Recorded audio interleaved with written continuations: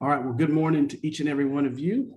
We are excited to be here with the Morinne group, and we're going to be talking today in regards to the topic of finishing 22 strong and starting 23 better.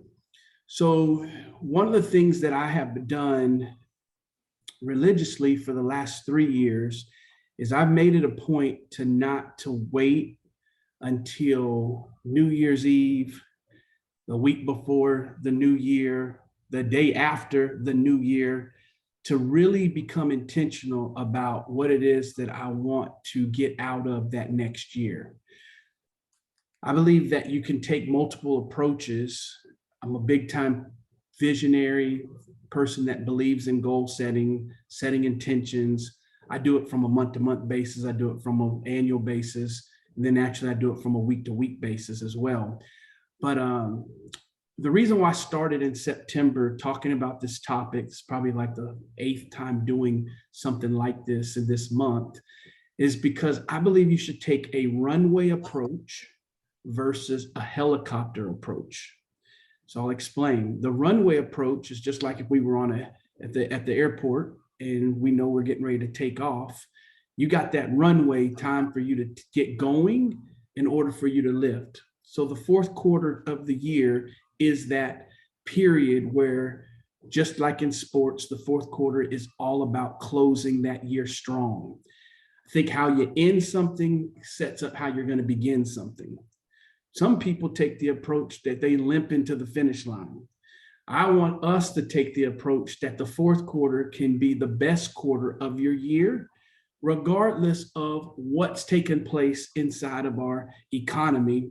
I want you to make a decision that you're going to work like it's going to be the best quarter. You're going to expect like it's going to be the best quarter. And you're going to do all that you can to get everything you can out of the quarter so that you can end the year correctly, which naturally helps you to start 23 even better. Okay, so that's what we're going to talk about. Runway approach, helicopter approach is just boom, I just lift off. We wish it just did, right? Just boom, lift off. So today's going to be interactive. I'm going to ask questions. This is a small setting, so we can't answer the questions. I've already showed you that there's some things over there in the chat. So if we start hitting a topic that you're like, oh, slow down. If you don't just go and say, hey, slow down, let's go back through that again. Use the chat, right? Throw something in the chat. I constantly will be looking over at the chat from that aspect. All right, so I'm going to share my screen. I did prepare something for you. You'll get a copy of both the replay of this as well as the deck that we've kind of created for you today. So naturally, we got the Morinne Group logo. This is our deal. And here's what I want to tell you right from the start, that more is possible. So when you hear that, I want to know what's your thoughts that you hear. When you hear that more is possible, what are the thoughts that come to you? What comes to you when you hear more is possible, right? What does that speak about to you? More is possible.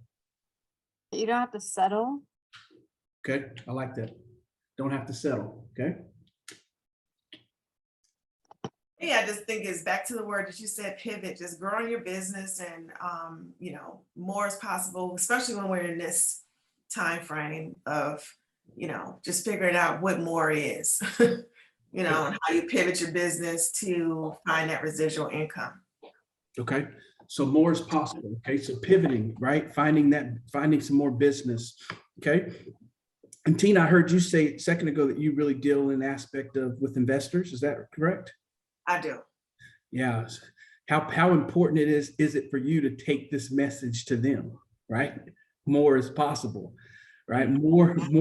More investments means more opportunities for you, but more is possible. Is there a way for you to convey that because there's people that have decided to slow down, this may be a time for them to take over and dominate a market from an investing side to gain some properties, right? Where before there may have been heavy competition, where today there could be not as much competition going after the properties.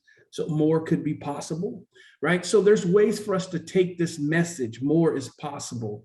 Amanda's not settling. When you said that, Amanda, where are some places that we could settle?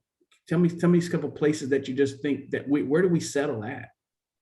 I think that we settle on the excuses and the maybe the conditions. So we tell ourselves that because of the pricing or because of the interest rate, that it is what it is. And going from that mindset to how do we overcome those circumstances by educating ourselves on,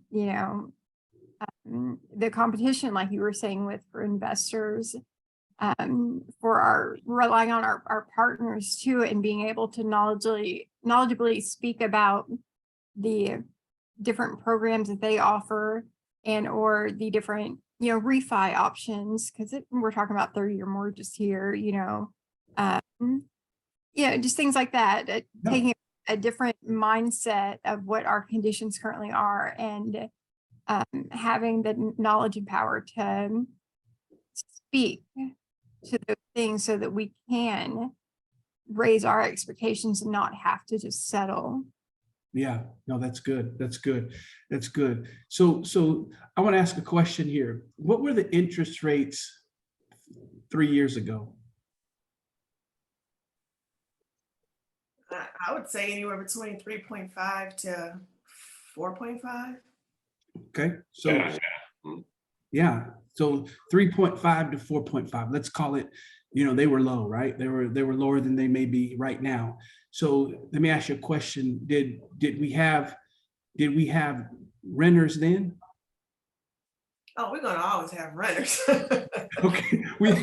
Okay, so we had renters then and we had buyers then, right? If interest rates even today, call it 5-6%.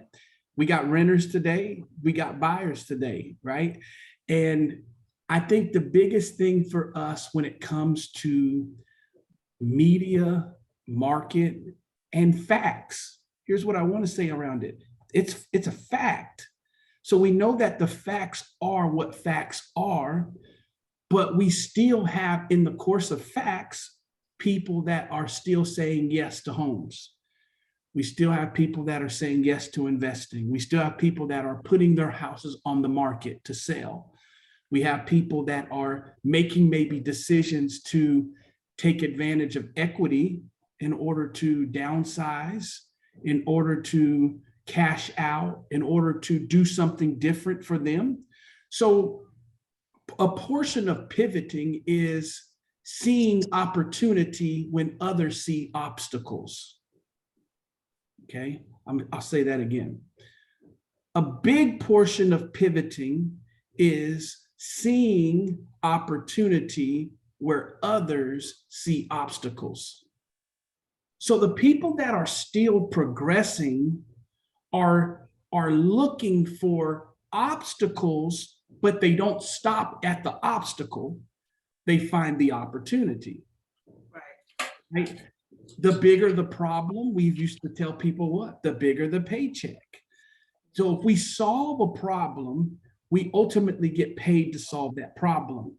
So when we think of the market, how many homes do we really want to sell anyway? How many homes do we really need to list anyway? For us to have the income that we're used to, the income that we desire, the income that we deserve. So that number, whatever that number is for you personally, that's the number of your focus. So the mass market really does not demand or should not control everything when it comes to my level of expectation, because I'm saying out of the millions of people that live in the DFW Metroplex, I just got to get my X. I got to find a way to get my X out of that big old number. So it's cute when everybody's winning. But when everybody's winning because the wins are at our back, we really don't know who good is yet. Right? Because Well, then we all can just put up a sign and say, this is what I do. And everybody's saying, okay, let me use you. And there's so much out there. Now it comes back to some of the basics that people left. And the toughest thing is for somebody to win in a market without having to do the things that they know that they needed to be doing. So when the market starts to shift and I don't have that as a discipline, I ultimately have a lower return because the discipline has not been instilled in me. Because there's still people winning. And we got to tell ourselves that there's still people winning right now in this market with everything going on. There's mortgage people winning, selling 6% rates. There's realtors winning. There's investors winning. And so we have to just go and look at the mirror and say, okay, if there's people winning, why am I not winning on the level I want to win if more is possible? Okay. So it's a tough conversation. But I think at the beginning of our time together, I want you to just start to tell yourself that, man, I got to demand more from me, expect more from me so that I can produce more from me, because the winner in me is there. It's there. And the opportunity is there. If there's a sign in somebody's yard that wasn't in somebody's yard yesterday, that means that I had the opportunity as well. Now, I didn't get it if that's not my sign, which means that there could be something that I was not doing in order for that person not to even know about me. And so that's what we're going to discuss as we go through today. All right. So more is possible. I love your answers. I love your answers. More is possible. We just got to go get our more. And that's it today. We're going to go get our more. Fourth quarter is going to be a bang out fourth quarter. All right. So a couple of things I want to tell you at the start. 5 things I want you to know. Number 1, you're the CEO of your future. I mean, your past is your past. I get it. We can learn from the past. We're going to pull from our past. But I need you right now to lock in to know you are the CEO of your future. Yeah, you get to determine the outcome. You're the visionary. You're the manager. You're the leader of your future. So the future being your fourth quarter, you're the CEO of your future right now. You're going to determine, you're going to set the intention today of what that fourth quarter is going to look like. And we're going to now have a plan of how we're going to go get that fourth quarter. Okay. So you're the CEO of your future. Number 2, this is a mastermind experience with lots of actionable content. There's going to be things in here that you're going to hear that you're going to now be able to go and apply. It's not just motivation. It's just not me giving you a bunch of pump up. It's going to be some actionable content inside of our time together that it could be just an aha. I was on a call this morning at 7:00 with a lady that went from $7 million of production as a mortgage loan officer to $220 million. And here's what she told me. She said, many people can sit in a 3-hour meeting, a 3-day conference, and hear a nugget, 2 nuggets, but because it's surrounded with so many nuggets, they didn't know how to take the nugget, plant the nugget, water the nugget, and get everything from the nugget. You're only one aha away from changing your whole career. Yeah, you're one thought, you're one thing, you're one reminder. You're one, yes, I was doing that before. You're one implementation away. Just one idea, one strategy, one concept could just catapult your whole career. I said it like this last week on my social media, that one contact can take you to a connection that can change the trajectory of your life. Just one contact. Give you a quick story. I got a senior in high school right now that plays baseball. So I decided that one of his younger coaches that was over an organization, I decided to reach out to him and say that, man, I just want to say thank you. And I said, hey, I want to sponsor one of your baseball tournaments that you have for your kids. My kid doesn't play on the team anymore, but he just has been such an instrumental person in our life. So I said, hey, I want to sponsor one of your tournaments. He said, oh, okay. So I met him for breakfast. Right at the outset of the breakfast, I threw him $500 so he can register for that tournament. And he thought I was joking. I wasn't. And in the course of me doing that, his next question out of his mouth was, hey, what's going on with Torn and his scholarship for baseball? I said, well, we got a couple offers here and there, nothing just totally solidified of where I want him to go yet. But that same day, the remaining of his day, all he did was call schools on behalf of Torn. I didn't ask him to do it, but it was one contact that took me to connections that changed the trajectory of Torn's life. From that occasion, what took place was 3 days later, Torn gets 3 full scholarship offers to go play college baseball. Somebody says, well, how did that happen? Well, what happened was I follow through with an idea that hit my head of I want to invest back into a place that did something for us in our life. And from that contact, it brought me to connections that changed. I wrote a $500 check and now I don't have to write another check for college.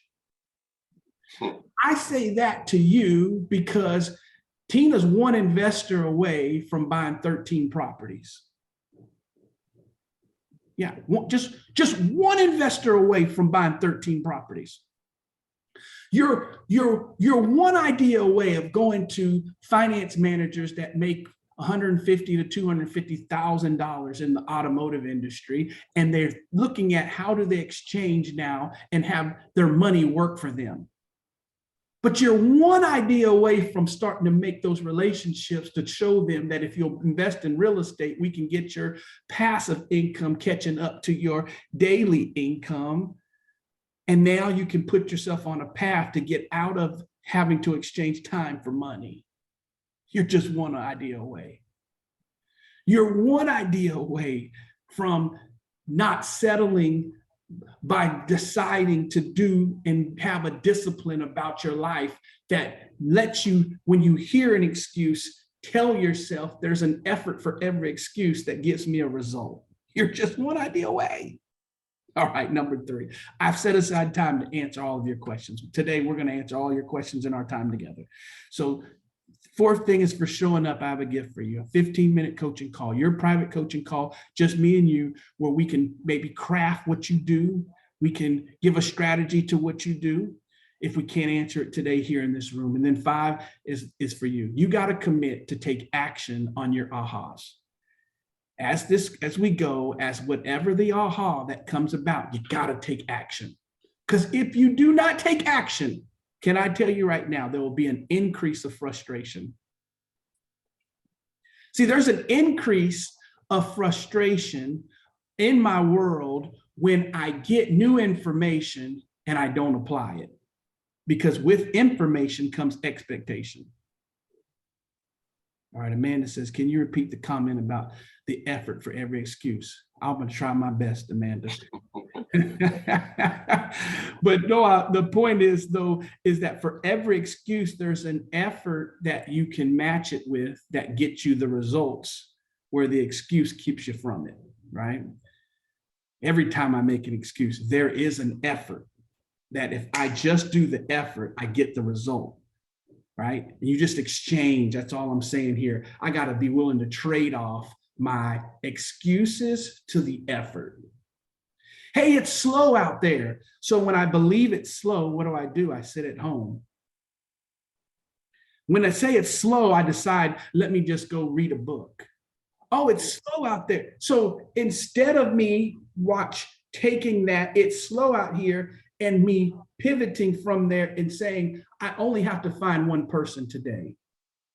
Because the goal of real estate stays the same, regardless if it's fast or slow. I'm still looking for my one, right? I always say I'm on a hunt for my yeses. So in the course of me on the hunt for my yeses, I have to be willing to get some no's. So if you're not getting enough no's, you're not even getting close to your yes. You need the same amount of no's to hit your word as you did before in order to find your yes. So you got to get numb to your no's in order for you to find out your yes. Yeah, I got to get numb to my nose, but I got to keep my ask out there. I got to keep my awareness out there. I got to keep my visibility out there. Matter of fact, if it's that slow, then I would up what I'm doing, not down what I'm doing. If there's only 5 people that's getting ready to buy, I need to make sure they see me and not see them if it's really slow. So why would I pull back if it's slow instead of go full throttle? Because with the increase of visibility creates the opportunity that I need.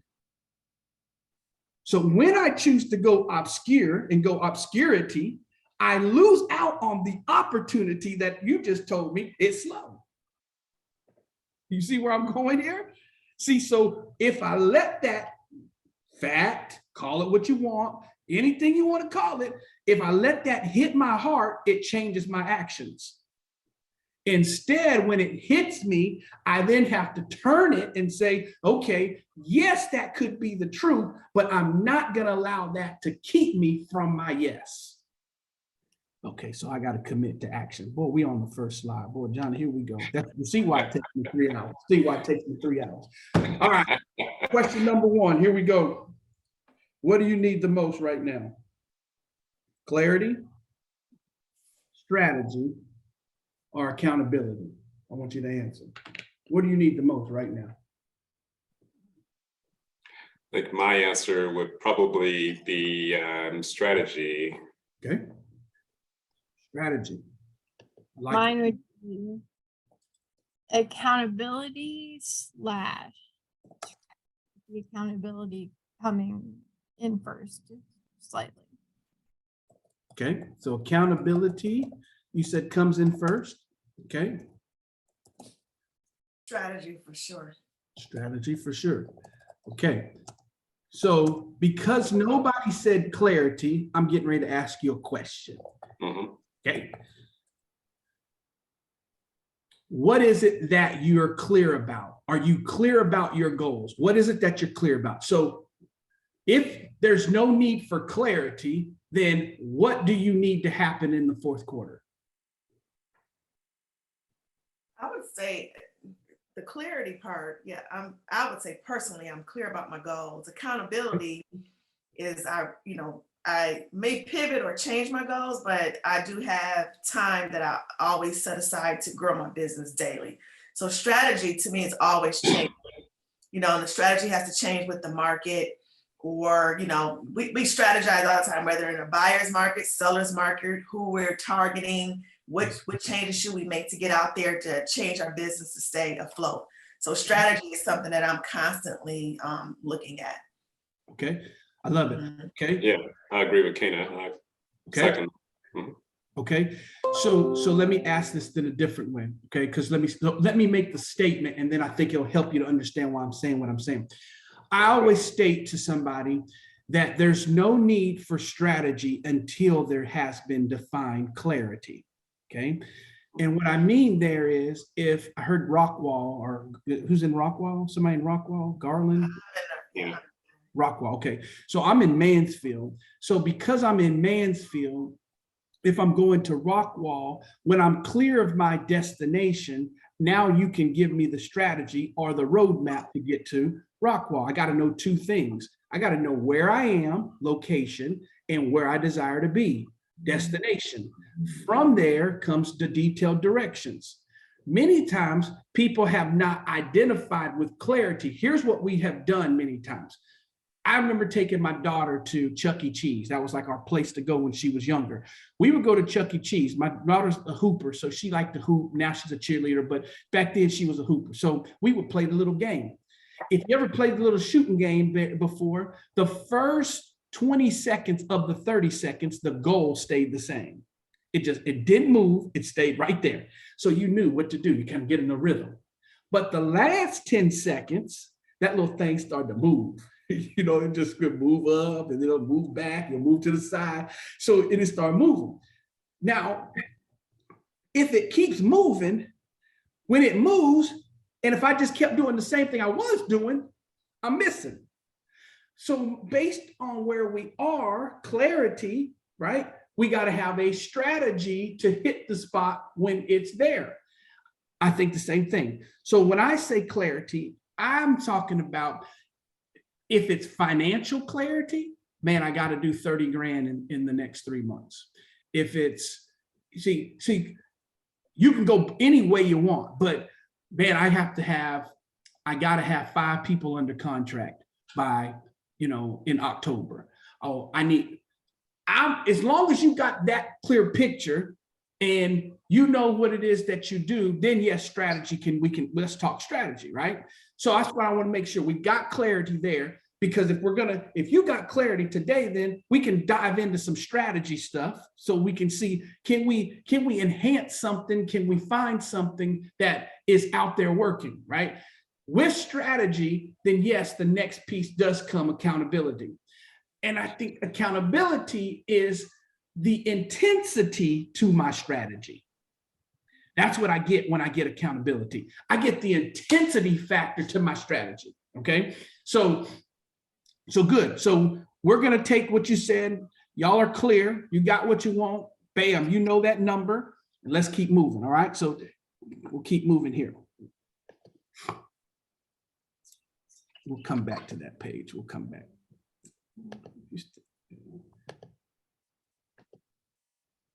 Oh, did I put this in this order?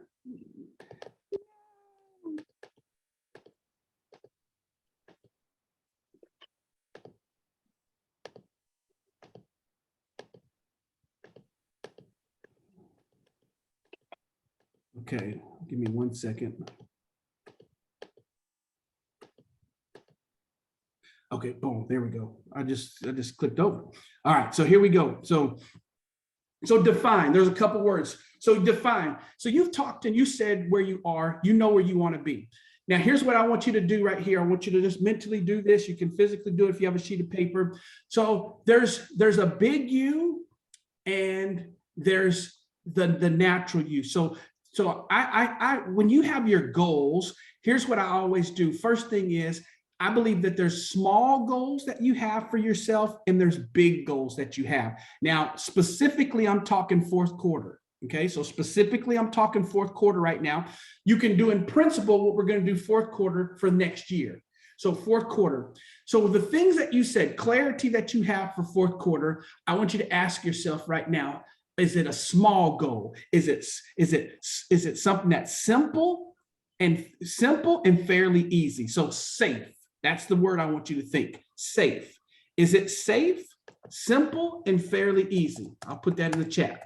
Okay, I'll put that in the chat for you. Simple and fairly easy. So when you think about your fourth quarter goals right now, is it safe or are your fourth quarter goals big, where you have to believe in greater? Okay, so are your fourth quarter goals right now simple? Are safe, simple, and fairly easy? Are your fourth quarter goals to yourself big? How would you define your fourth quarter goals? Are they okay? Tina, it's big. Yeah, I'm always big.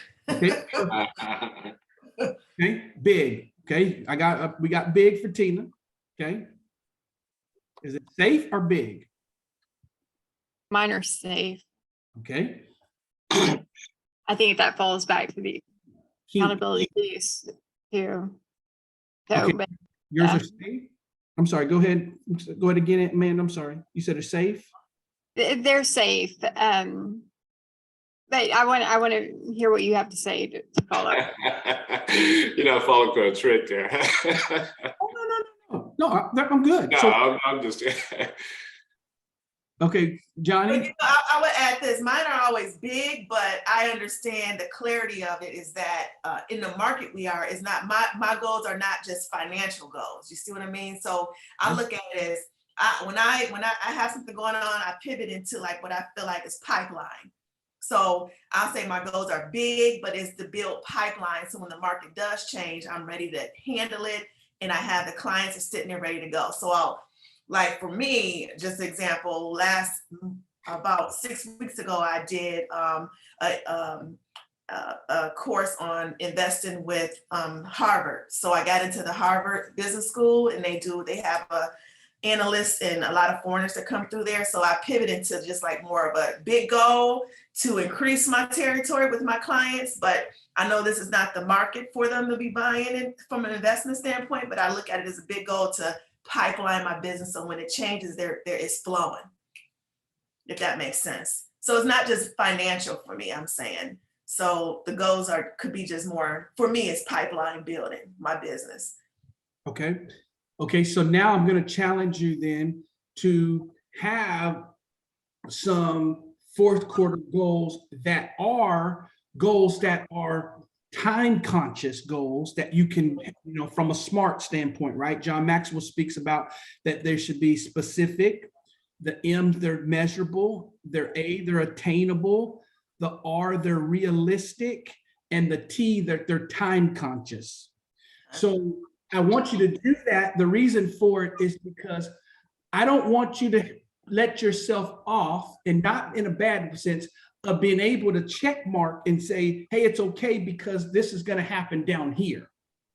Now I want you to have some that it puts you in, see, because pressure is not a bad thing, but I want you to put your own set of pressure on yourself so that you have a squeeze factor that's forcing you to get something into your today. So I think about a fisherman. A fisherman can have both a spinner bait and it can have a bobber. So some of the things you're talking to me about are bobber things that are long-term, that are going to yield fruit somewhere else. Right, right. You need to have them going on in your world, but we also need to have that spinner bait to say, man, am I getting a fish out the water now? Yeah. What am I doing that gets the fish? Where's that at? Okay, I want to do 2 deals that I know are going to happen in the fourth quarter that I'm going to get, and I can get those deals. Either somebody to sign my buyer's rep, or they executing the contract, or we're closing the deal. I want to do 2 of them right here. Now I'm going to still feed this other thing over here. You with me? Yes, I am. So if you'll put that and kind of say, okay, what does that look like in the fourth quarter? Okay. Now, in both cases, here's what I want to tell you. If your goals are big and you don't have safe goals yet, I want you to get a safe goal. Okay. If your goals are safe, Amanda, and you don't have a big goal, I want you to have a big goal. I need you to have both in your life, is what I'm telling you. We should have safe goals, simple and fairly easy, because they do what for us? Revenue. What do you say?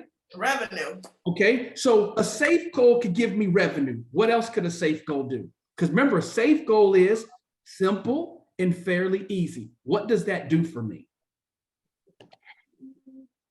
To me, barely anything, or just about zero. I was going to say big and measured. I know you said safe, but I was going to say measured, because I do look at big things, and but they're all measured. Safe to me is staying even keel, or perhaps even I look at it as losing. To be frank, that I'm not going forward. I'm not putting anything in it to go any further. I'm perhaps afraid or something like that. And but I just like to keep moving. And I look at my goals, my 2-year goal and 5-year goal, and being almost 60, I look at my goals change, of course, Yep. Okay. So my okay, good, goal is a part of where I'm at in my career, which is coming back to work after a long period off with a new baby. And so what I have for my fourth quarter is re-implementing the strategies and the working system that I previously had in order to get back into work without, I guess, compromising my other responsibilities that I have right now, because my big goal is being able to knock it out of the park for 2023. So it's kind of like pipeline, but also just re-implementing strategies, re-implementing accountability. Which was why like trying to keep Wednesdays open has been important to me, to be able to be available for trainings and just getting that working system back together. But that's all a part of just where I am in my current Yep. of just coming back. And I understand why Amanda, excuse me a second, I understand why Amanda said safe. I knew it, I knew it right away. And I've been waiting on her to get out of that safe mode for about a year or two. So. Okay, Amanda, I want you to stay there for a second. Okay. Okay, so when you implement your strategies in the fourth quarter, it will yield me what?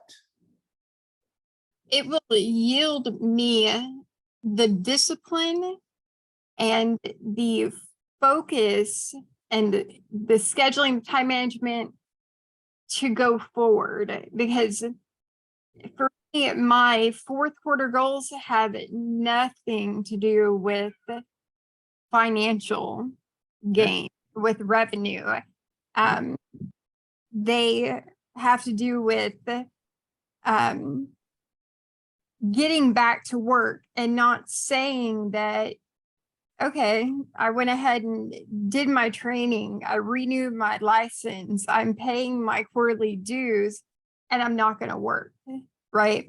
I want to make sure that I do the things that I need to do to set myself up working full time and being successful for this coming year.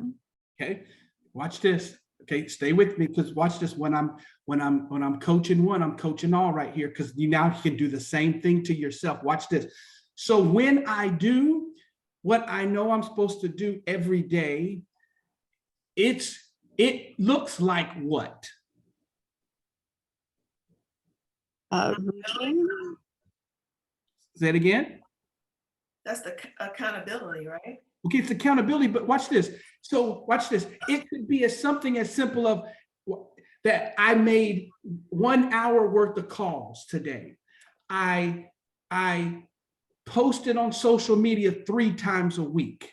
I see whatever things are. Now I still got to have my, because Johnny said it best, big and measured. It has to be measurable, because what I don't want to happen is, oh, I'm doing these strategies, and then but what could I measure? Okay, I did make my 5 contacts today. So I have to have that, because watch this. When I do those things, effort yields me results.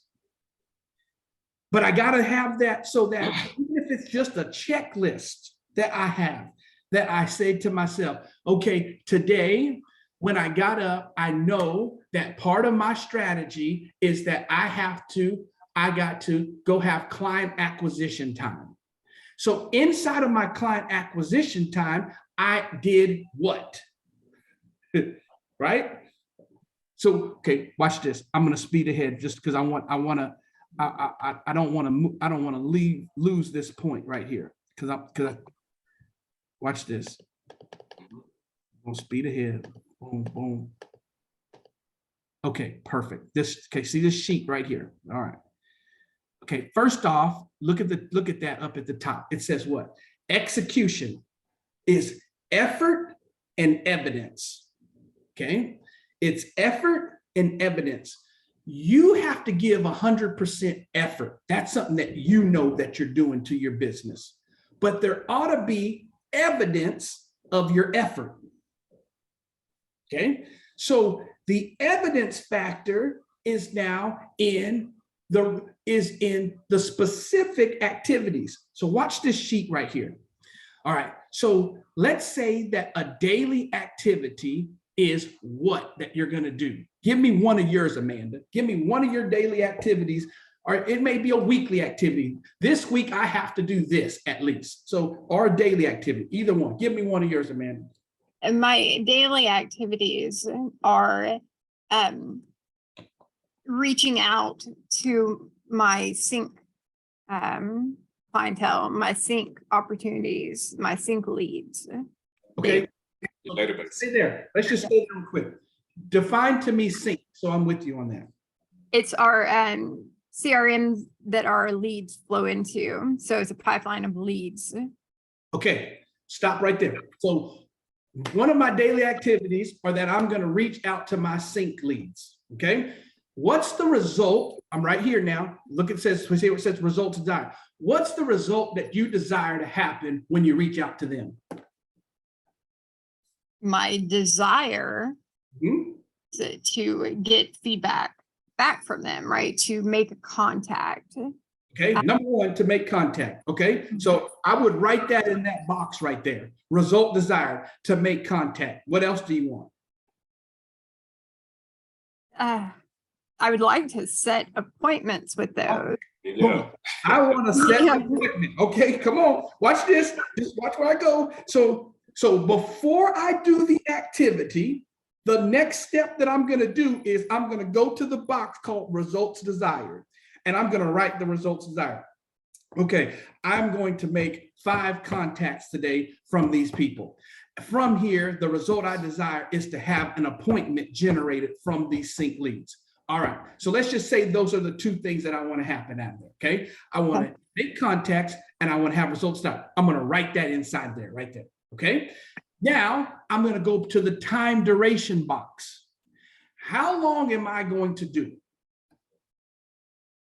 Well, honestly, I see so much value in our sync leads that I like to put several hours into. I want you to get, see now, watch this. So now watch this. See, now I'm coming in. Give me a time. You can exceed the time, but give me your, what's a time that, man, I'm going to do this for how long? Let's say minimum 2 hours. Okay, 2 hours. Watch now we got it. All right, daily activity, we're going to contact our sync leads. Time duration, I'm going to spend 2 hours there. The result that I desire from there is to make contacts and to set an appointment. Now, but when I'm done with my sync leads for the day, I'm not done with this sheet yet, because I'm going to answer the question at the bottom of that box that says what? The outcome achieved was what? Right. Now, watch what I'm getting ready to show you something. If you will commit to doing this for every single activity that you do in your real estate business, I promise you, I'm going to show you things you should be doing, some things you should be delegating, and some things you should be deleting. Watch this, if Keena kept going to happy hours, and that was something that she put 2 hours of her world into, and the result that she desired was to meet investors, and every time she went, when she puts the outcome achieved was no investors, what do we need to tell Keena to do?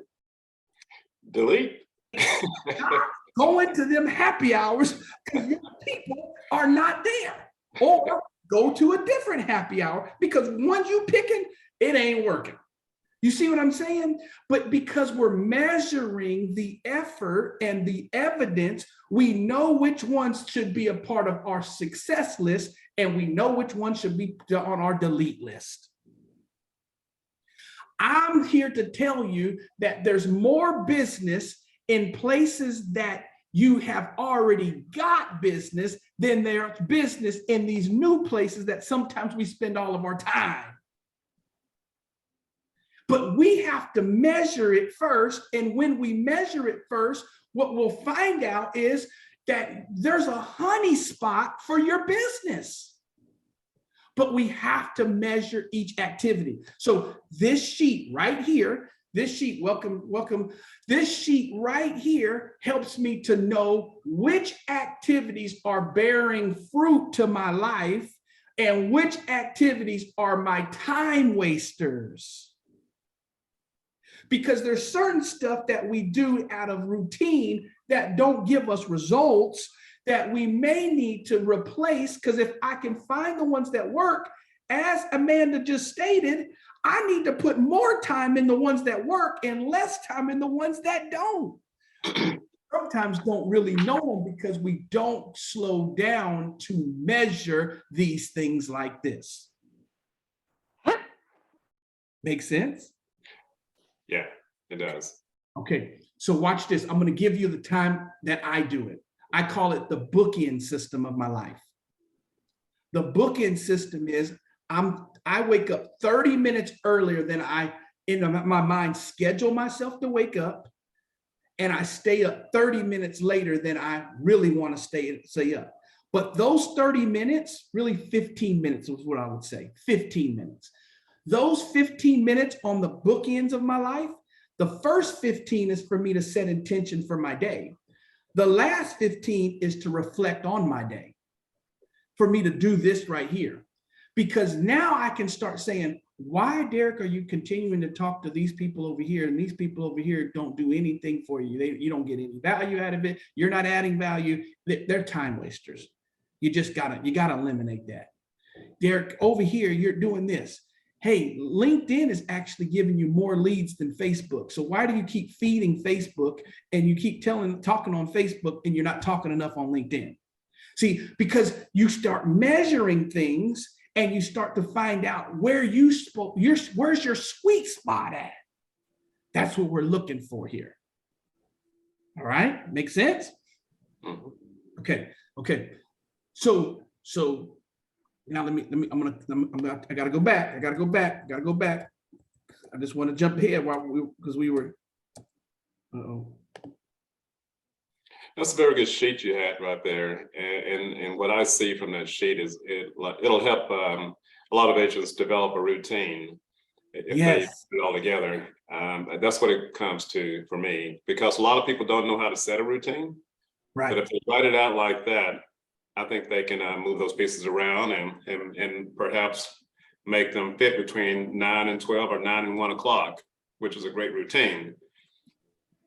But a lot of people don't know how to set a routine. And you're 100% right?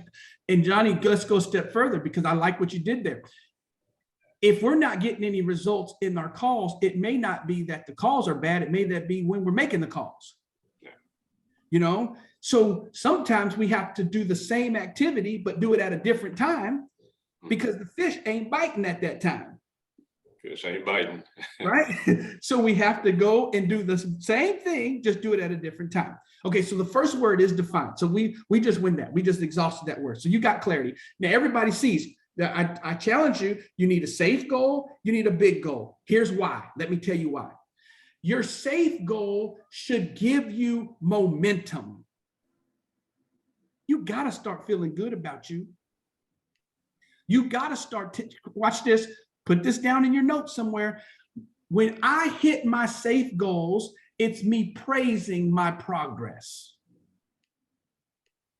Right? It's me praising my progress. You have to praise progress as success. That's what a safe goal does. Before you go fast, you got to go slow. And it's easier to steer a moving car than a parked car.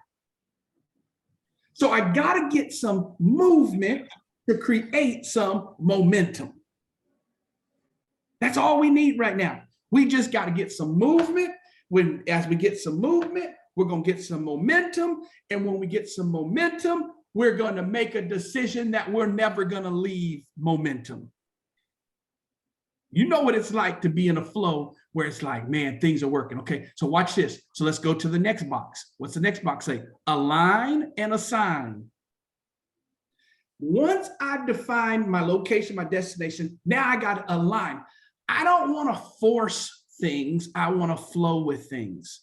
When I align and assign, I now align my energy, my efforts, my connections, my relationships, my resources, my trainings.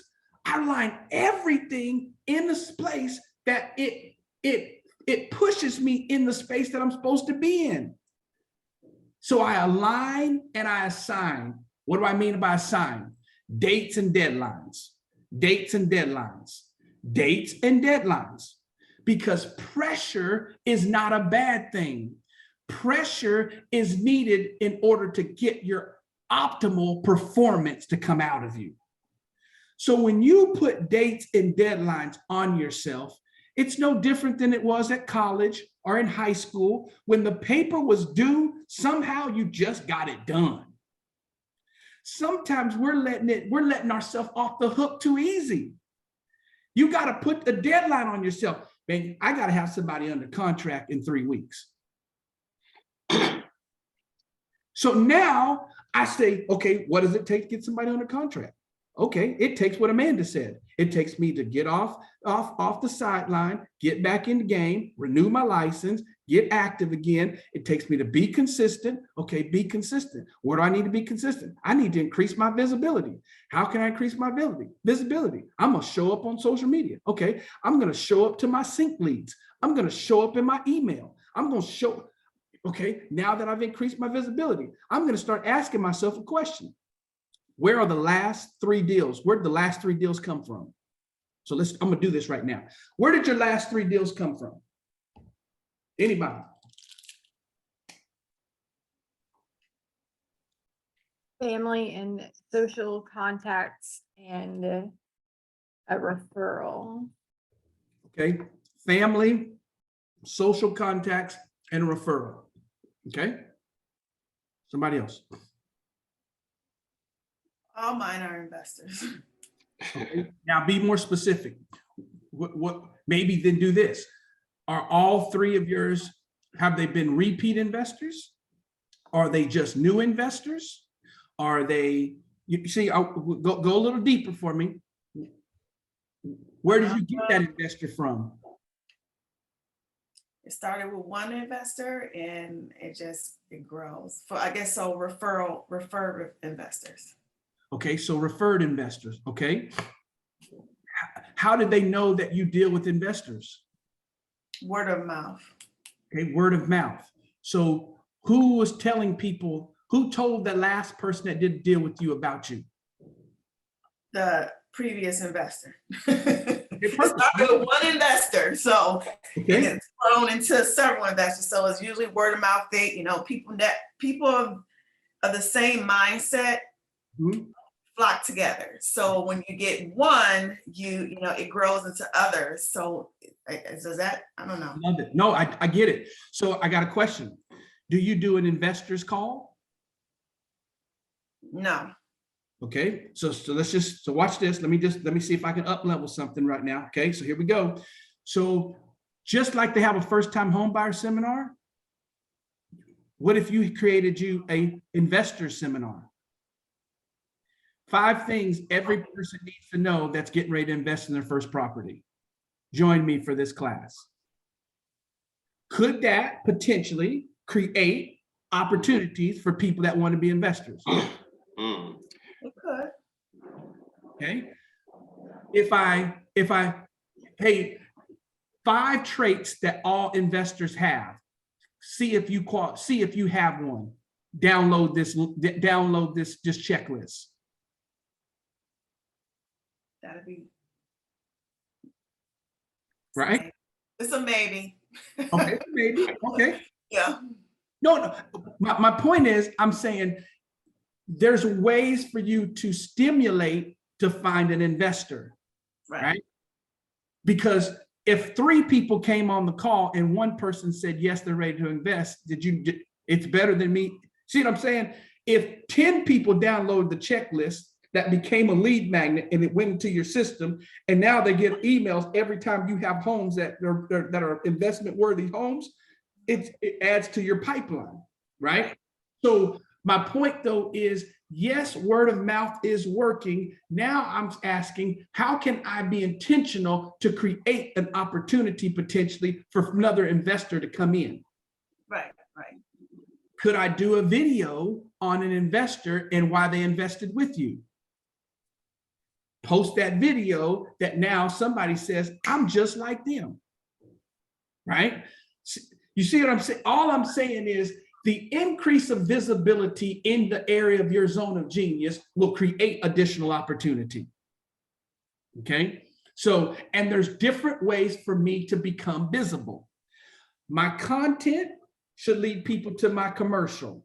My commercial should lead people to my relationship status. My relational status should lead people to my transactional status. And it should flow just like that, right? So I can be intentional even in what you're doing, even with my investors. Could it be that I give my investors a post that they get to post on their page because I can now use their sphere of influence to find my next investor? All right, right? You see where we're going, right? My point is I would take whatever it is that your sphere is, and I would tell you to intensify, juice up, do something to stimulate that, because there's more right there. I can see that for Kena, because she is very, very, very consistent with investors. And every time I see something out there, it's about investors. And I think there's more people that'll show up for an event like that than a first-time home buyer, because so many people are wondering how to invest in real estate. They ask us all the time. They typically don't have any money, so it might be 1 out of 10 that you get. You know. And so for me, I even target down deeper. I don't want to target just people who want to invest, and because I'm not I don't feel like me being one person could put that much time and energy into teaching someone the ropes for that. So what I did is I targeted people who, like I said, have the same mindset. So like 2 months ago, I did a course on investing with the Harvard Business School. And what I realized is that these investors, when they come in and they're working, they're per diem jobs, contract jobs here. You know, they go together and they learn together. So even if they're working in corporate entities and doing data analytics and things like that, they typically come together to discuss their data analytics things. And so when they're going out to work for all these major companies and they're on these 5-year contracts or whatever it may be, they're going in with the expertise because they're going in as business consultants. And when they go in as a business consultant, they're learning somewhere. So they come back together at the Harvard campus and they discuss what they're doing in those, and they learn what they're doing in the industry. So like say for instance, Six Sigma went out and all companies were doing Six Sigma. And so it's not something that everybody just learns. They come together and they learn that together, then they go and implement it off into these corporations and they may be here on a work visa. So I just targeted people, honestly, with over 6 figures of income that may be here on a work visa, that may have limited time and realize that real estate is huge here in America. And when the laws got changed recently, where they now can purchase as a foreigner, you know, and they hold that 15% back, it changed a lot of the scope. So that's why I kind of like dig down deep and try to find the people that have the money, you know, they have the money and they want to use it. So, you know, so I started doing those courses and stuff. So I don't really do, and honestly, I don't really target through social media stuff, because honestly, if you think about it, that type of investor, they're not on social media. They don't have time for it. They don't have leisure time. And when I have my investors, like I closed a guy a few years ago, he said, hey, I got this, I need, you know, and they don't have time. So find me 5 houses. Here your 5 houses are. And I did everything for you. And when I get 2-3 minutes of your time, I'm going to come with everything you need, because they just want to sign and go. Make me money, and I don't want to walk through them. I don't want to see them. I just want to make this money, and I'll leave it into your hand and get it done. So I try to target people like that have the same mindset, if that makes sense. Yeah, I think it's okay. I think it's very specific, and that's great. Go ahead, Derek. No, 100% is what I'm saying. And if you caught what I said at the beginning of the call, when I said about the auto industry. So I have a brand new agent he's a brand new agent. He was a finance director for automotive. And I told him this, you know, he did 10 properties in his first 7 months with investors, and the investors were finance managers and general managers of dealerships, right? Because of what you just stated. So they all make way over 6 figures, and Right. they all don't have time to be doing anything, but they want their money now to work for them because they're all thinking of an exit strategy. So a appointed person that now has something specific that works for them naturally yields fruit for those individuals. So I love the play. Now I will challenge 2 thoughts. One thought I will challenge is they don't have time for nonsense on social media, but they're on social media. Okay. So number 2, when you somebody mute that. When you have a pointed thing that speaks to a pain point, they'll respond to. They don't want, they're not on saying, hey, I want to just post with you all day. I'm going to listen to all your 32 lives. No, they ain't doing that. I'm with you on that. But when they see an ad that speaks to their need, and they will respond to it 100%. Now, your audience may not live on Facebook. Your audience may live on LinkedIn. Your audience may be a pointed ad on LinkedIn that, okay, I'll give you a perfect example. Can you see my Facebook up right now? Yeah.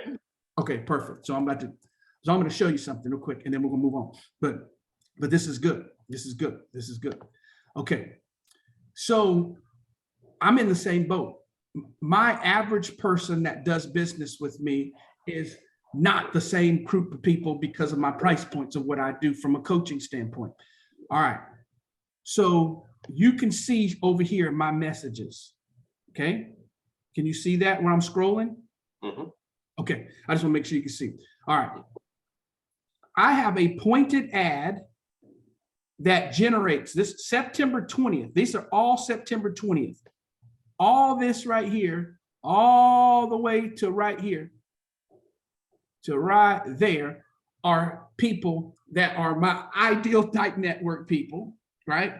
They're realtors, brokers, entrepreneurs that make a certain figure and above that get pointed to. I don't do anything with it until it's an appointment. But every single week now, I got 5 appointments at bare minimum of people just like this that happen. So what I say is, if there's a way for you to have an investor type approach like that generates to a Calendly link for me to have an appointment with a qualified person. My Calendly link asks 5 questions. Inside of there, my coaching fees inside there. You ain't clicking and saying you want to get on the call with me without the knowledge of what I'm getting ready to talk about. It'd be the same concept. But what I'm saying is, a pointed ad, these people over here respond to it. So so again, 100% agree. They're not on here to mess around. They're not, and I'm not either with them, right? So I create buzz on certain platforms to create business on others. That's great. The people that give you the buzz are many times not the people that I do business with, but they set it up so that the people that want business say they saw it, right? So remember we were talking, part of a strategy though component could be, how do I now create this need for and create a way so that people see what you do in a way that, bam, I need to respond with her because she is the investor specialist that's not going to waste my time. She's going to bring me the right deal. She's going to help me increase my revenue. She's going to help me transact, and I get what I want. She gets what she wants. Again, increase of visibility, increase of opportunity naturally turns into just additional profitability, right? So good stuff there though. That's good. I'm glad we went down that train there though, because my whole point though is, we all have a place that we can up level. We just have to maybe see it sometimes just slightly different, right? See it slightly different because there is that. Yeah, I'm with you. Yeah, you don't have time to take somebody that barely bought a house and then try to train them on, okay, are you sure you can do it? But sometimes your best investor is the person that bought that $700,000 house, right? That can get approved for 2 or 3, which tells me that there could be people inside the Morinne group that have sold homes to people that could be, hey, some of our best investors are the people that already said yes to us as a residential purchase. And hey, we want to present our group this special opportunity that we have. We found 7 homes, and it could be something that inside the group, you guys tie together where after they bought within 6 months, we're trying to open them up to see, do they want to buy again? And this time buy as an investor, right? So anyway, okay, good stuff. So safe and big, that's where we were at, right? I want you to have both because here's the magical part. The only way you get to big when you have safe is there's the word called development. You can't get to a big goal if you don't develop you. If we don't keep developing ourselves, we will not get to our big goals. We'll get to our safe ones. Here's my point here. You should be able to get to your safe goals by yourself. But your big goals come through accountability. They come through an idea that you didn't have. It comes through a strategy that you didn't think. That's how you get to your big goal, right? One strategy, again, that's implemented can take you to that place. So here's what I'm going to tell you. I'm talking to everybody right now. Before you eat the fruit, make sure you plant the seed. I'm going to say that again. I'm going to explain it. Before you eat the fruit, make sure you plant the seed. What do you mean? When you get ready to transact, that's eating the fruit. But there's a seed inside of every person. That's the referral. That's the sphere of influence. And you don't have their sphere always. So make sure you plant the seed in a sphere that is not yours. And the greatest person to plant that seed is the person that you just transacted with.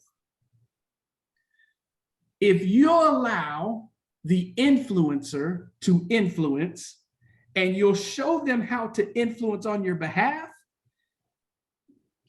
that business will come to you within 90 days of the person transacting. It's social proof. It's social influence. It's just what it is. Go buy a new car, and I'm going to tell you right now, within 90 to 180 days, there's somebody in your circle that's going to go buy a new car. Right? I mean, come on now. How many times have we seen it? Go get a new dress. Go get a new purse. Go on vacation.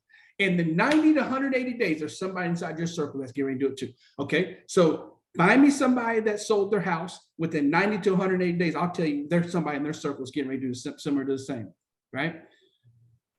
It just happens. So watch this, okay? We did this.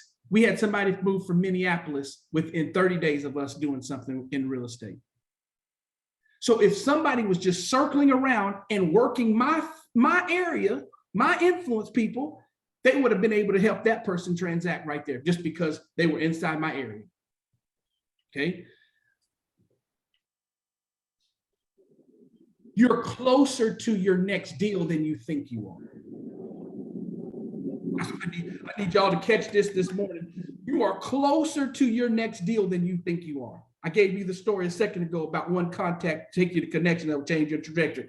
I'm telling you right now, you're closer to your next deal. Now, if I'm closer to my next deal, I got to make sure that the next transactor does not transact with somewhere else because they just didn't know that of what I do. So I'm going to challenge everybody. Go to your profiles after the call today and make sure your profile speaks directly to what you do. So Keena, I don't know, haven't seen yours, but if your profile is not talking about investor specialists, I would change my bio, right? If Amanda's profile does not say what you do, right? What you're looking for. So like right now, I would be talking about, man, in the fourth quarter, I'm looking for 6 people. I'm looking for 3 people. I'm looking for 3 more people that want to walk through the experience with me. I'm going to give you all of my time, and that's all I'm going to deal with until the end of the year. I just need 3, right? Because exclusivity creates opportunity that's like urgent. And people then start saying, oh, I want to work with them because they're not just wide out here. They just want this. And they're going to give me all of their time. Oh yeah, that's who I want to work with. So sometimes you can catch things in our verbiage, right? It's like people know, I only work with 7 one-on-one clients at a time. That's it. And there's times where I go speak at a place. I remember when I came and spoke for y'all the first time. Johnny said, hey, I want you to tell people what you do and give them an opportunity to join. And my next thing to him I said, no, I won't. I'm going to talk that day and just encourage their hearts because I don't have any opportunity or any space right now. Right? I told him that. You did say that, yeah. I was honest. But what I'm telling you is, if it's, hey, I got 2 spaces available and I was the right person for somebody, they ain't going to hesitate because there's only 2 spaces. You can do the same thing in what you do for real estate. How many do you want for the year next year? Well, go on a hunt talking about it and do a countdown. Hey, this year I'm going to help 53 people, and that's what I'm going to help, and we're going to count them down as we go, right? And just make it where you're just like your people are special that get to work with you. You can do that. Your profile, it needs to speak. It needs to speak directly to it, because in the midnight hour, when I'm researching you, I'm looking at what you tell me, and I'm looking at what your profile says before I even open my mouth and start wanting to talk to you. That's why your social proof has to be there, right? Your client testimonials need to be there. Man, video right now, the algorithm, the reason why I preach video is the algorithms push video. Right now, if you're on social media and you're not doing reels, you're missing a great opportunity. They push reels right now. All the thing that separates reels is start to make your videos go vertical versus horizontal and keep them under 90 seconds. And I'm telling you right now, they'll push that stuff. TikTok is your new YouTube. How to buy a home when the interest rates are high. How to save money, right? It's these how-to things that you can do and do them under 90 seconds, because that's what they're going and searching for right now. And your stuff will pop up. They're pushing these things, okay? Post story reel, 3 things, 3 different styles, 3 different things that you want, okay? You gotta utilize it, even if you're not big on it. But watch this, your researcher may be. There's some posts that you do. So you post in order for it. When I post something, I want it permanent. When it's a story, I want buzz. When it's a reel, I want an ad. I'm gonna tell y'all that again. When I post something, I want it permanent. Because that's posting for permanent.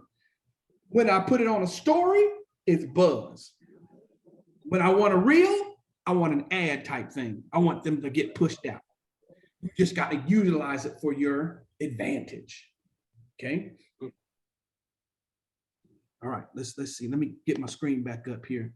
Yeah, and their profile is very important, because if someone try to friend me on Facebook or LinkedIn, I look at their about first. And if they don't have anything in it, I won't friend them. Like, you're not marketing yourself. No. Yeah. I go to the profile first and see the about info. I want to know, what is that person about? Who do they work for? How long they've been doing it? If they don't put anything in there, I just feel like they might not be the person or the client for me or something like that. I love it. You're right. Okay. Okay, so we align, we assign. There's a flow factor. We talked about that sheet. Now, the term I want to give you, I've said this, repetition is the foundation of mastery. There's certain things you're going to hear from me no matter when I talk. I'm always going to say them because I want you to get them and I want you to say them. Oh yeah, that's Derek Butts. You've been part of one of his webinars because you saying that stuff that Derek talks about. Yep. So MIA, massive, immediate, imperfect action. There's stuff on here today that you just got It may be one thought, it may be one idea, one thing. And I'm gonna tell you right now, you gotta go massive with it, okay? You gotta go massive with it. Take that one thing, but go massive. Immediate. Don't talk yourself out of it. Professional procrastinators will tell themselves they gotta wait. No, you don't. Give me the best of you with what you have, with what you got right now. Immediate. Imperfect. It's okay. Correct it on the fly. Figure it out. Give it the best of you. See, excellence is the continual pursuit to get better. Perfection, I don't know that definition. Right? It's, oh, I got to get it perfect. Oh, once I can hire this person to do it. Oh, when I get this. Let me tell you something. Canva made posting easy. If you don't have the app Canva, you need to get it. You can be professional looking, quick, fast, and in a hurry. I can get something up quick because Canva just makes it easy. It gives you a template. Change the template around. Put your colors together. Bam, you got something now. Okay, so massive, immediate, imperfect action. Remember, the universe does not respond to your intention. You set intention in order to get yourself to make decisions, but the universe responds to your action. Okay. The last box on this page is apply pressure. I've talked about that enough. All right. All right. So let's so let me slow down real quick. What's your thoughts? Where you at? What have you get? You know, where you at? Let me just kind of gauge the room. You good? Everybody good? Okay, because we're going to turn the corner real quick. We're going to, boom. All right. Okay, so now this sheet that I have up right here, you need to be able to do this for you. You should have a flow chart that helps you to understand how somebody can transact with you. Where do they normally meet you? What's the next step for them? And what will happen when you can create this type of flow is you'll create the documents needed in order for somebody to be able to have what they need along the way. Now, this is created over time, okay? So I just use mine as an example. If I was in real estate, the same way we're doing this today, I would have an online presentation, be it a PowerPoint that you can embed, you can do something with, where you can just flow somebody through something, right? Because you can guide them through. You know, even if I was on an investor, I would showcase my investors. If I was selling, I would show the houses that I sold, the time that I sold them, and how quick they sold, how much they sold over market, and why that's important.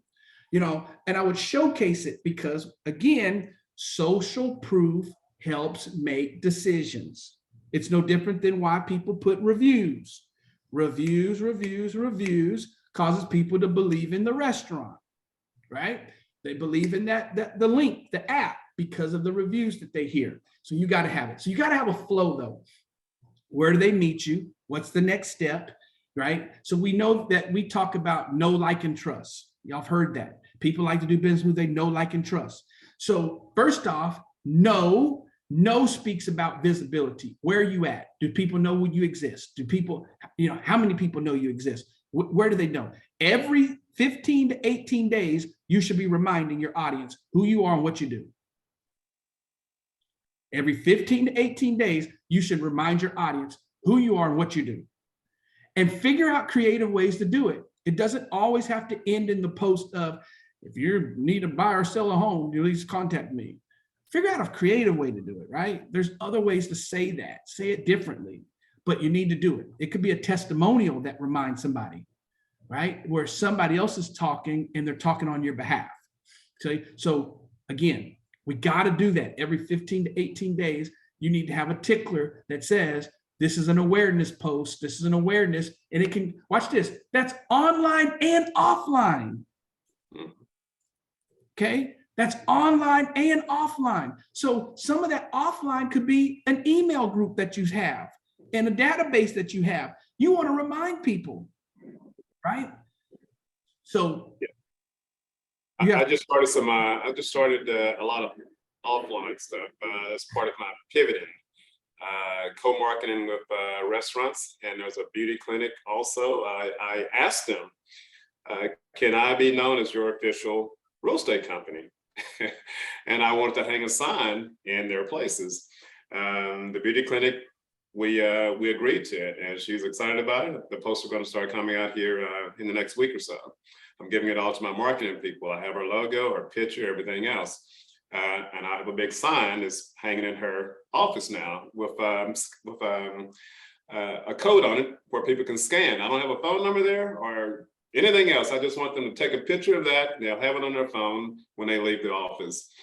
The restaurant said, no, Johnny, we don't want to hang signs around the area, around the bar and stuff like that. This was about 2 weeks ago. Then he called me back yesterday. So, Johnny, I have an idea. We have a lot of events going on around here, and I like to put your name out there, and it won't cost you anything.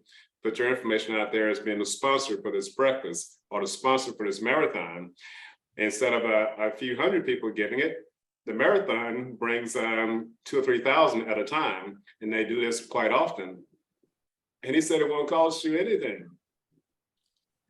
That was fantastic. He said no a couple of weeks ago that it wouldn't work out, but he called me back with that opportunity because I brought it up. If I hadn't said anything or asked, then I wouldn't have gotten anything. But he came to me with a bigger opportunity.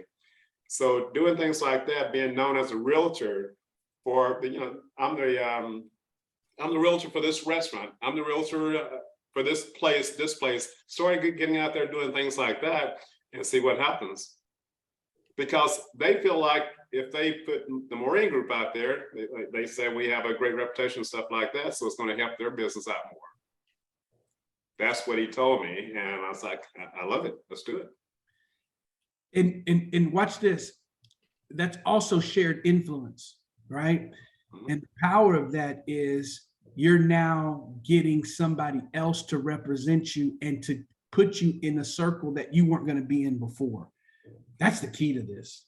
Yeah. Right? The key to this is, how do I get another to put me in front of theirs so that there's opportunity for me there? I love it.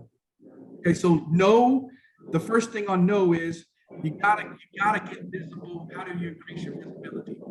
Trust me in this statement. The increase of visibility will increase your opportunity.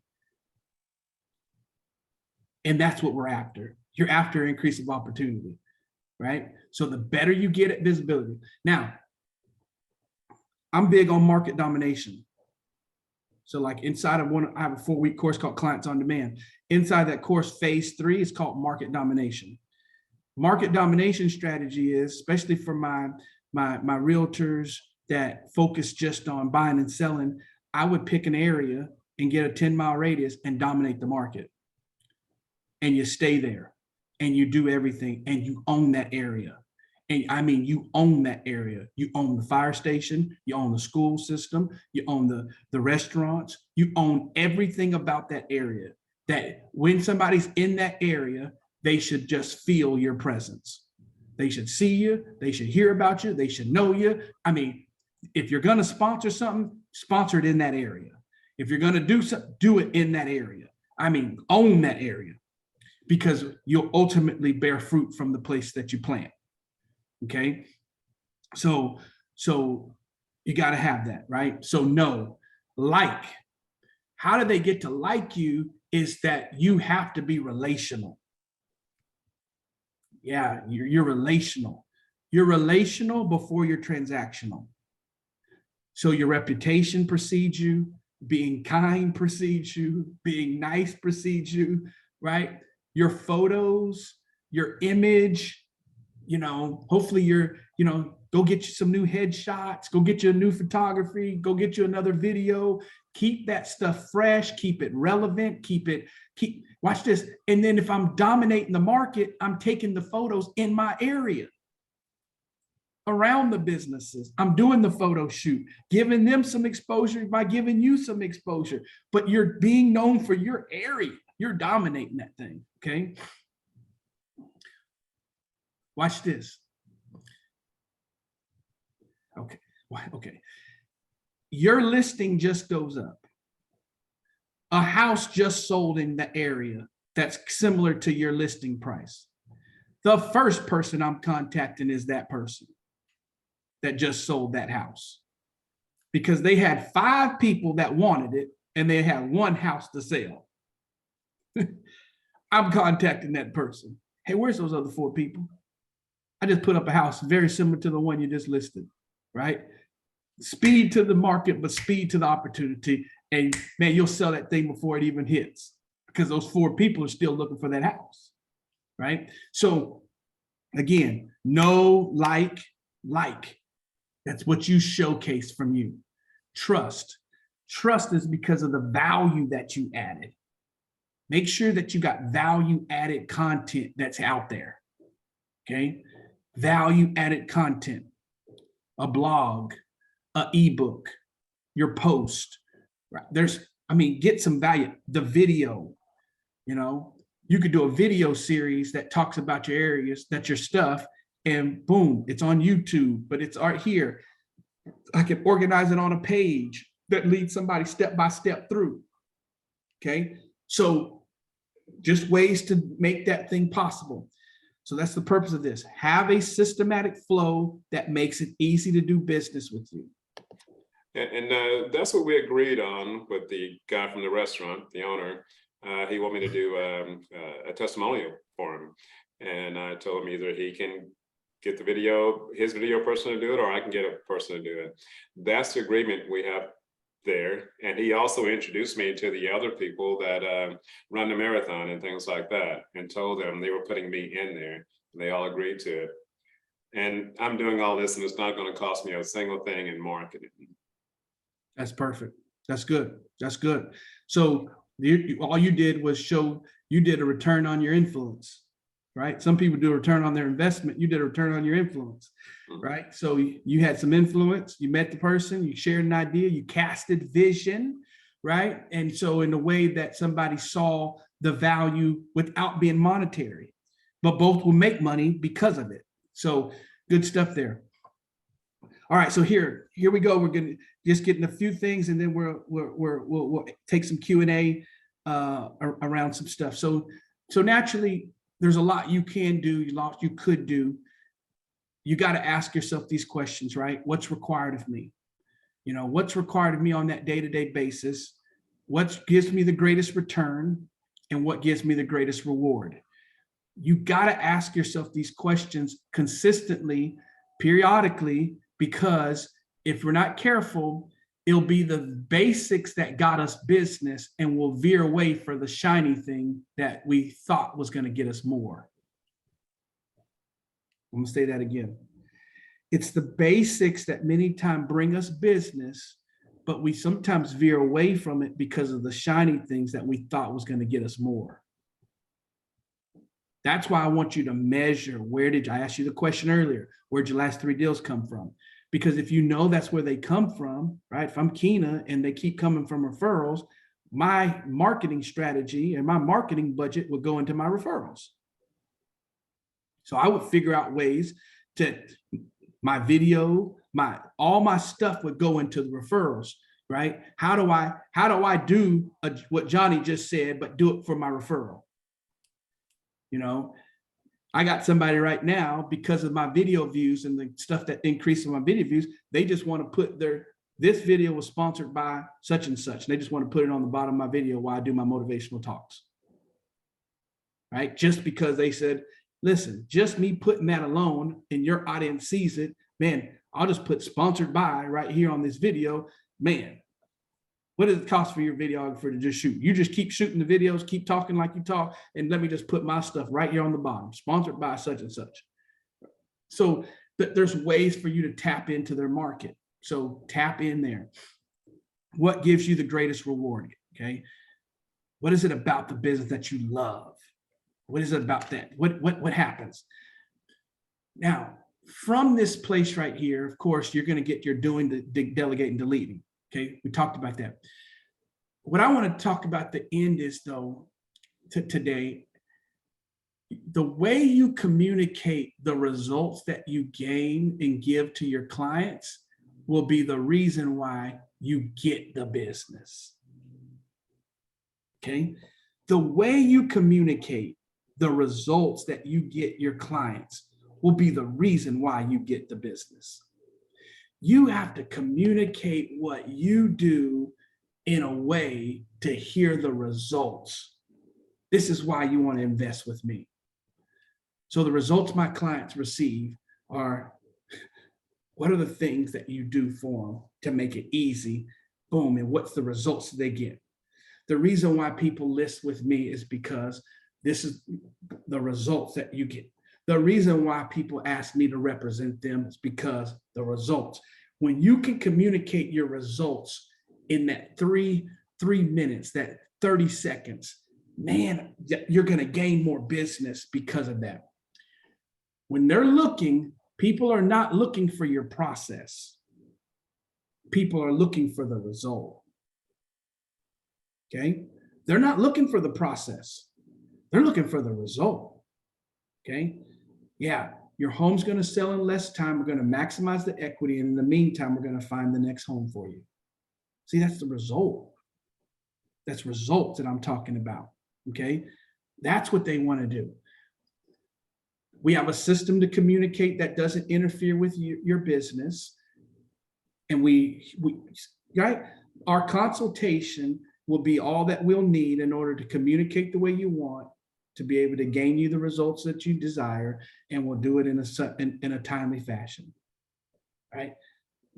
So learn to communicate that. That's what people get.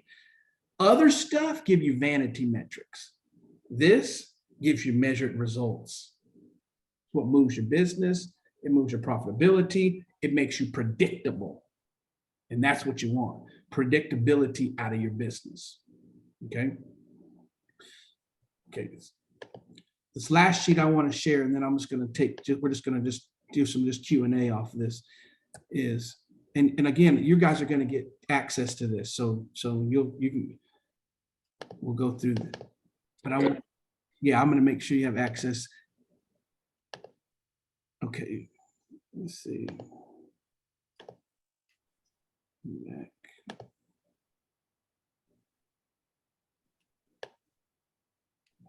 Okay, yeah, deals on our radar, right? So success is in your setup. So deals on our radar. This sheet right here is just a great helpful sheet that we put together. What deals are you working? Appointments set, appointments shown, appointments missed, appointments sold. And then the last thing on the sheet is tomorrow's one thing calls. So the genesis of this is to keep before your eyes the things that matter. Deals I'm working. So when I think about deals I'm working, you're also thinking about what's the next step for that deal. What's the next thing needed? What do we got to do next?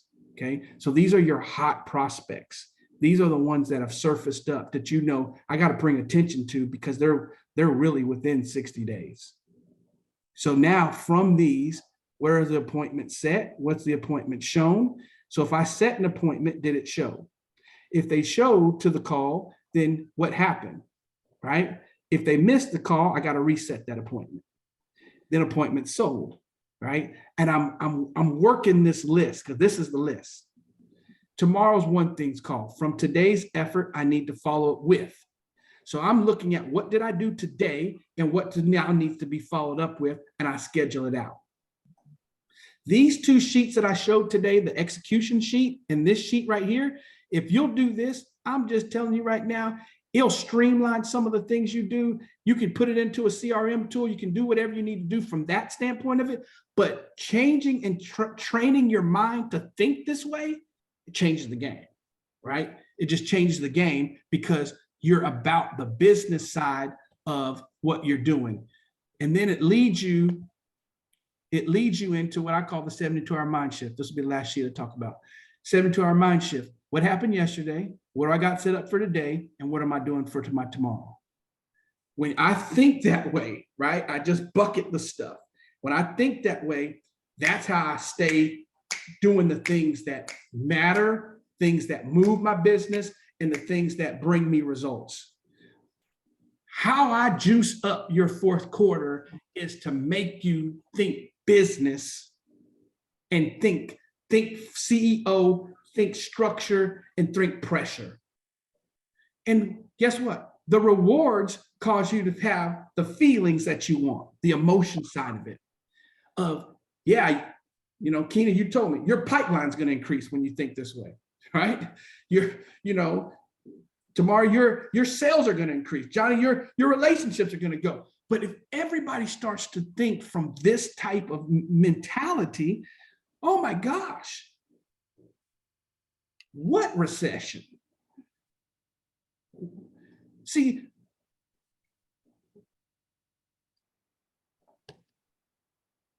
you can be a player, you can compete, or you can dominate.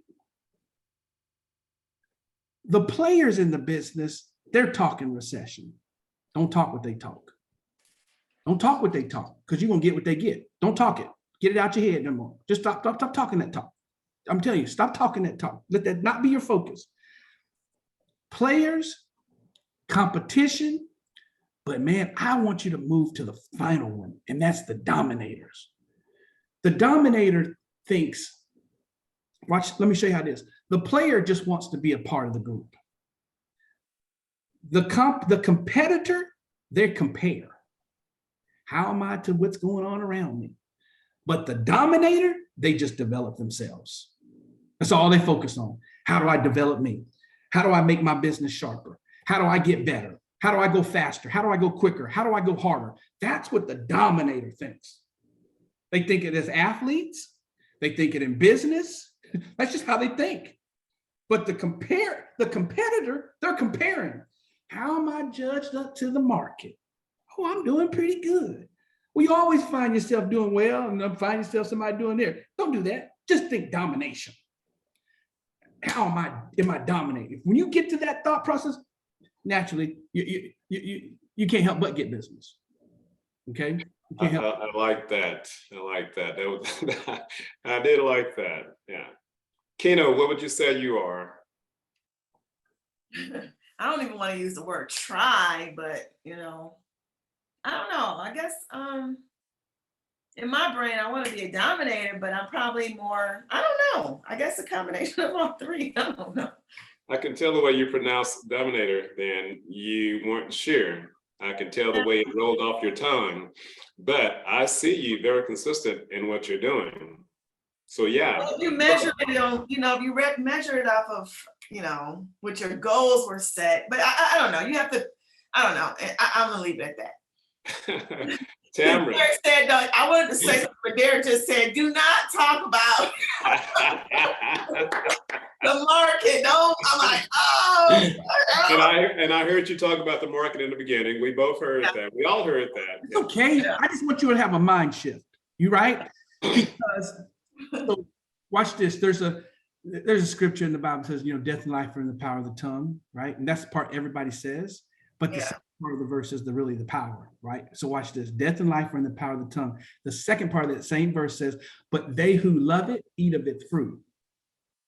So what happens is we eat of the very thing that we talk about. So when I can stop talking about what everybody's talking about, I can eat of something that everybody's not eating from. That's right. See, because the select few that are not talking about it are also eating and living different than we did. And so what I want to do is just shift. So again, because remember, facts are facts, but it should not impact how I act. And that's what happens though when I speak it, because it's in my mind, it comes in my heart, and it comes through my actions. So if I shift what I talk about, it'll shift what I think, it'll shift my emotions, it'll shift my actions, it'll shift my expectation. And from there, it also shifts what I receive. Right? I like this from, I'll paraphrase from Abraham Lincoln. For those who think that sort of a way, that's the sort of the way they think. And it makes me stop and think all the time. For those who think that sort of the way, that's the sort of a way they think. And it makes me stop and think, I cannot lock myself in a certain way. I cannot go along with the masses, or I cannot hang with that group of people. If that's the way they're thinking and that's the way they're acting, then I will start acting and thinking the same way, or they will always be that way no matter what. They will not pivot and change. For those who think that sort of the way, that's the sort of the way they think. I like to be on the dominant side. I never thought about it before. A player is just want to be part of the game. They want to be licensed. Then they want to see what happens once they're licensed. Competitor, they're going to try to compete with the person on the other side of the street from them. They want to compete, but they're not looking at their own goals. They're just going off of what other people are doing and let me do one more. Yeah. Dominant, you're not thinking about any of that, but perhaps the future. Where's it going to take me? How's it going to get me to retirement? I want to dominate in this field so I can get here. And Tamara, I was going to ask you, I know you do a lot of first-time home buyers. Are you still doing a lot of first-time home buyers?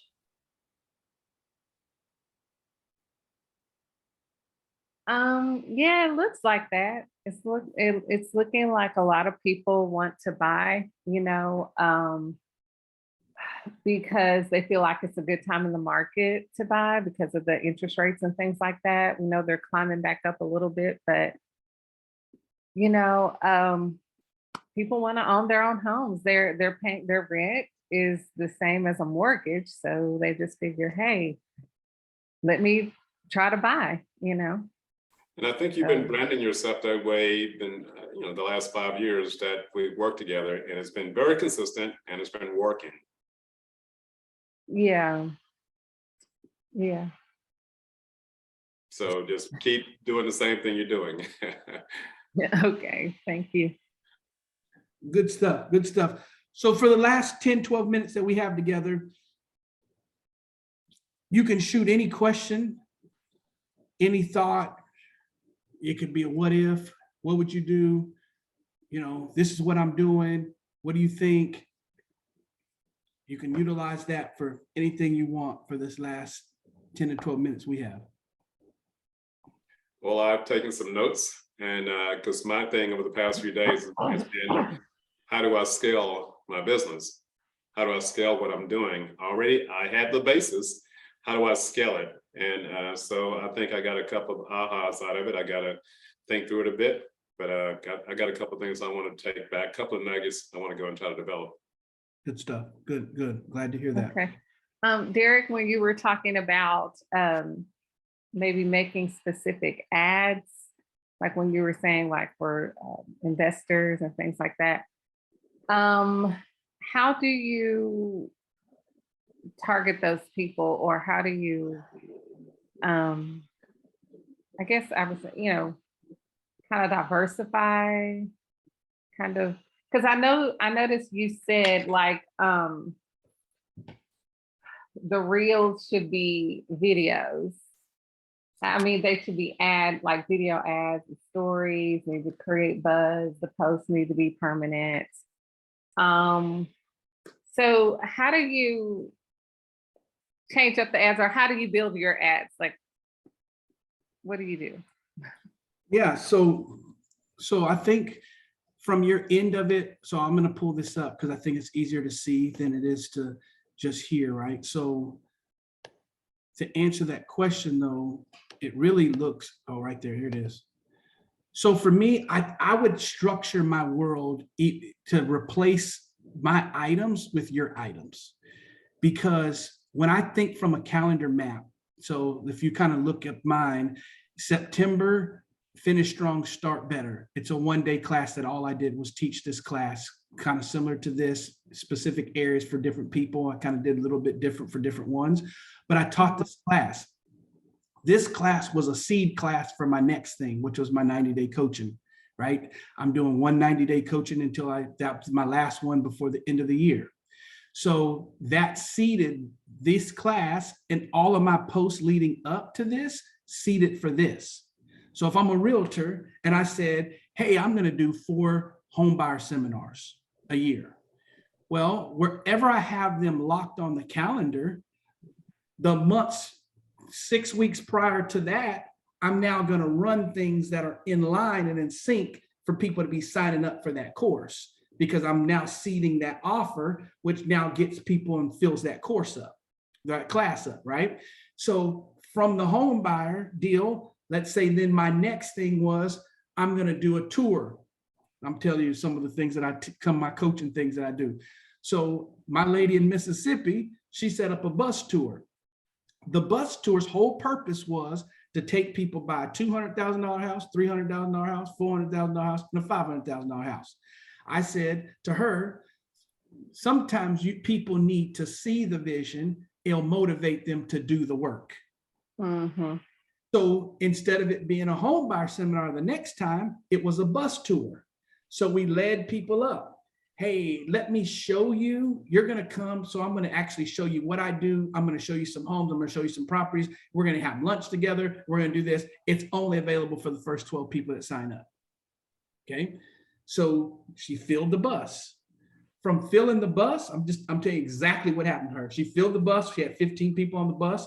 She had 4 people that was able to come right out of that within 30 days of now being on a buyer's rep for her that she's looking for homes for, right? So I would come up with what are my big things that I'm going to drop people into, right? Now, from a day-to-day stuff, you're just going to work it like you work. But from a posting standpoint, I'm posting in line with what my next is. So my next is this. So I post around that leads them to there. So what am I doing with my reel? Have you heard about what I'm doing for new home buyers? I'm telling you, you got to be in my next class. I'm just making a video that just really talks about my next class. If you haven't, you need to search my profile, my links in the bio, whatever, or my links, comments are below. Go ahead and join my next class. I want you to be one of my one of my 20 people that are inside of that class. I got some power people that are going to be there. It's going to be phenomenal. I want to see you there. See, that's the ad that now is going after my target market. Mm-hmm. My permanent post is something that I would post about that, tell a story. My next thing would be a referral that I would have a video on. Wow, Tamara was so wonderful. She helped me buy my house. I didn't even know it was possible. She made the process real easy. If you're ever in the market and looking for somebody, she's the person. She's the perfect person. You need to pick her. Mm-hmm. Same commercial, different person, different reach, but boom, right there. I have a post, client testimonial, and it's written. You see how I'm just hitting all forms, but I'm Right. just, boom, I'm just chomping at it. Bam. If you were to leave out of your apartment and move into a home, what would be the first party you would throw? Housewarming. Housewarming party. What I'm saying, okay, but I'm looking for people that, guess who's going to respond to that? If you leave your apartment and you get you a house, what's going to be the first thing you start? You're going to have people that is in an apartment start responding. That becomes a lead. Every comment that comes down out of that post becomes that's a lead. I'm going to take them from online to offline. I'm going to DM them. Wow. Okay, house one part. Listen, it's possible for you. And I would have a landing page set up just for that group of people right there, for all the people that responded. So then when I say, click the link right here, and I have a video. Listen, I want to tell you, I heard your response that you made on that post, and I'm going to tell you right now, it's possible. I've had more people that didn't think it was that worked with me, and we were able to make it. Do you see how I'm just circling the same thing? Mm-hmm. Right? Creatively Right. circling the same thing. And I'd have dropping points. And through the dropping points, you get bigger groups. You get 4 people that's approved. You get 16 that's not. You put the 16 inside of credit repair. You get those people approved. You get 4 more come out 6 months later. You see, and before you know it, you only need to have a couple big drops a year in order for you to have all the people you need to work with. And the only reason why you're staying visible is for the referrals. Mm-hmm. Yeah. I just saw a marketing method right there that I hadn't thought about before. That tour thing you're talking about. Even if a realtor say, hey, I'm going to pick a date out here, October 19th, and I'm going to I have room for 5 people. I'm going to show you 3 homes, one at 250, one at 350, and one at 550 to show you the difference in the homes and what to look for as you start your search. And if they sign up, those are leads. 100%. And Not you just gotta pick a radius within say a quarter of a mile, and you should be able to find those kind of homes. You gotta do your research first. I'm not saying the same home is gonna be there, but we know homes are gonna come up on the market. So find the right area, but I think a lot of people will really enjoy that. 100%. It's an experience. You gave them an experience. I would do a home buyer seminar in an apartment complex. I would do a home buyer seminar inside of an open house, like in one of those houses. That's where I would host it at. Because right after the home buyer seminar and open house, I would find one of the lenders that are real good with first time home buyers and got all the incentives and do all that kind of stuff. And that's where I would host the home buyer seminar right there. Absolutely. Yeah. Right after the home buyer seminar, we go look at the house. Then I have my mortgage person there to pull the credit right then. You know what I'm saying? So yeah, but so hopefully, does that answer your question on how I do that? Yes, yes, it makes sense. All right. And Tamara, you're really good on reel. You're off the cuff. You can speak. You're good at it, so I think you should do more of those. Yeah, I was thinking about that. Yeah, and it's just straight, your authentic, off your camera stuff I'm talking about, that you can do that kind of stuff with today. Cool. Anything Derek, else? we appreciate you, Mr. Butts. We appreciate you giving us these 2 hours. Definitely enlightened me. Amanda sent me a couple messages. She had to drop off. She said she's going to watch the end of it. I always like to hear you talk because it always gives me some inspiration of something that I may have been thinking about. Yeah. But I hadn't triggered it. I'm like, why haven't I triggered it? So I appreciate it. Yeah.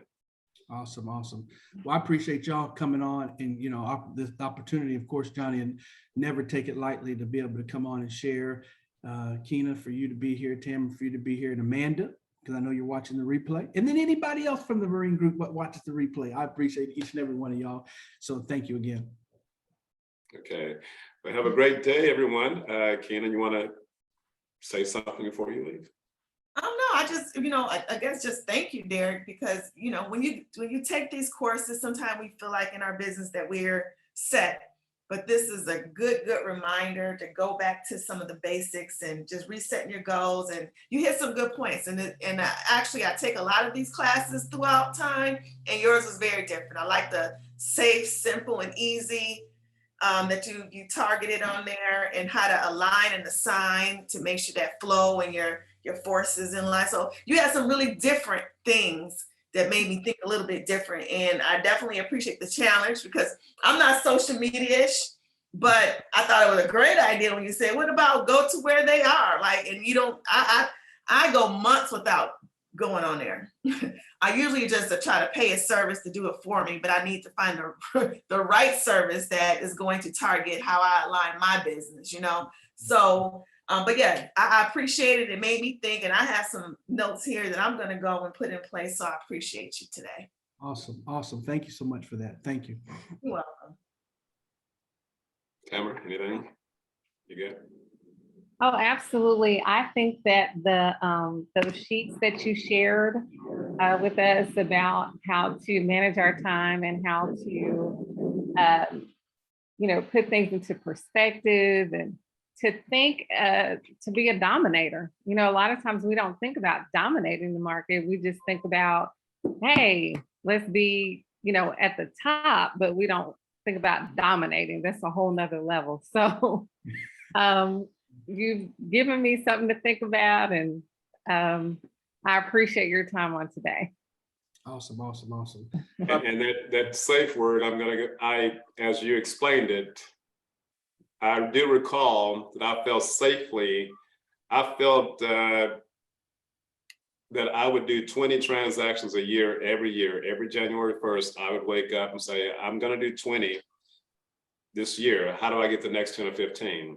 I always felt like I was good for 20, and I worked on the next 10 or 15 because I used the basis that I had before. So I did that for year after year. I know I'm going to get 20 this year. So I guess that was my safe thing, that if I get 20, I'll be fine. But how do I get the next 10 or 15 is what I always said, because I want to do 30 or 35. And that was always very fun and challenging, because as I'm trying to do that extra 10 or 15, I blow past the 20 and I get to that goal. Mhm. But I often say, you know, what if I set the goal for 40 or 45? Then I'm like, no, it's too much work. Okay. Yeah. So safe, big, measurable. I got it. Okay. Good stuff. Good stuff.